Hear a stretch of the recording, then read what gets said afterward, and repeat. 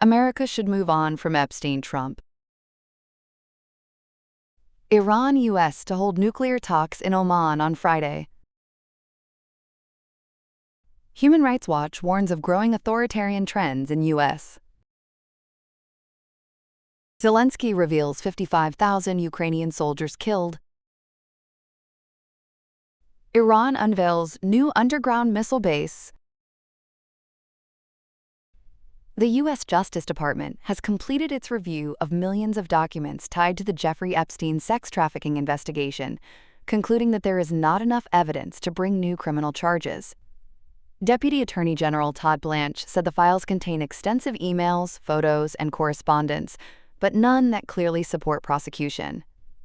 Despite the federal review ending, the case remains active on Capitol Hill.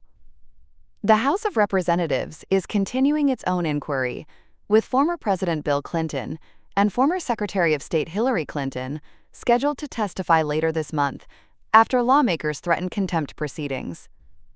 Victims and several members of Congress are also demanding additional disclosures, arguing that some relevant documents may still be withheld.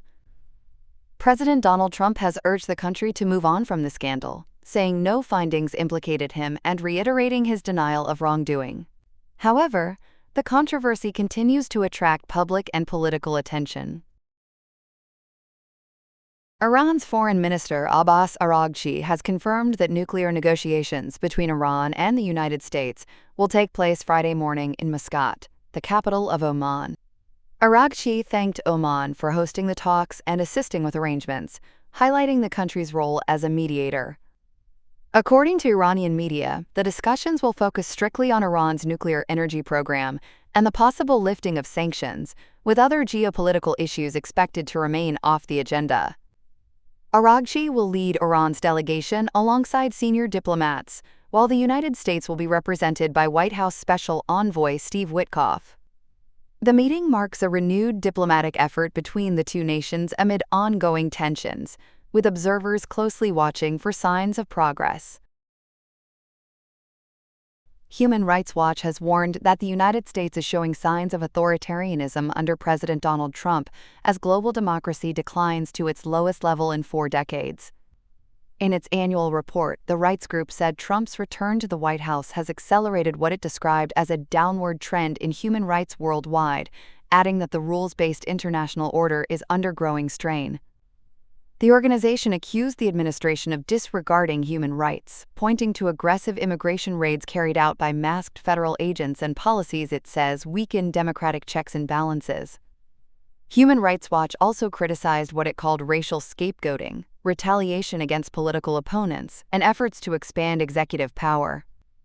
The report further alleged that the United States engaged in enforced disappearances by deporting more than 250 Venezuelan migrants to a high-security prison in El Salvador, where some later reported torture and abuse. Ukraine's president says about 55,000 Ukrainian soldiers have been killed since Russia's invasion, with many more still missing. Volodymyr Zelensky revealed the figure ahead of the war's 4th anniversary as ceasefire talks continue in Abu Dhabi to try to end Europe's largest conflict since World War II.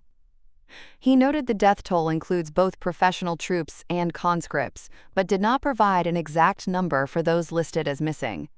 The new estimate is higher than the 46,000 deaths he reported in early 2025. Independent analysts believe the true number of casualties is far greater. A Washington-based research group estimated that nearly 400,000 Ukrainian troops have been killed or wounded since the war began.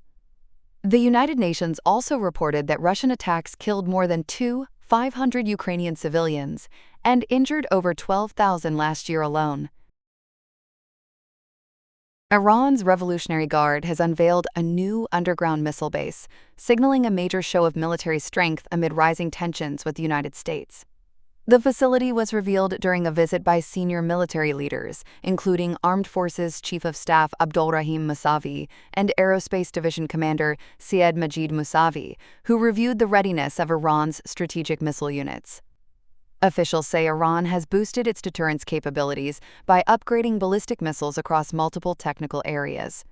Mousavi added that the country has shifted its military doctrine from defensive to offensive, following last year's brief war with Israel, focusing on rapid, large-scale operations and asymmetric warfare. The announcement comes as Washington increases its military presence near Iran and warns Tehran to reach a deal or face possible consequences. Mousavi also cautioned that even a minor U.S. misstep could trigger a regional conflict, warning that no American would be safe if war breaks out.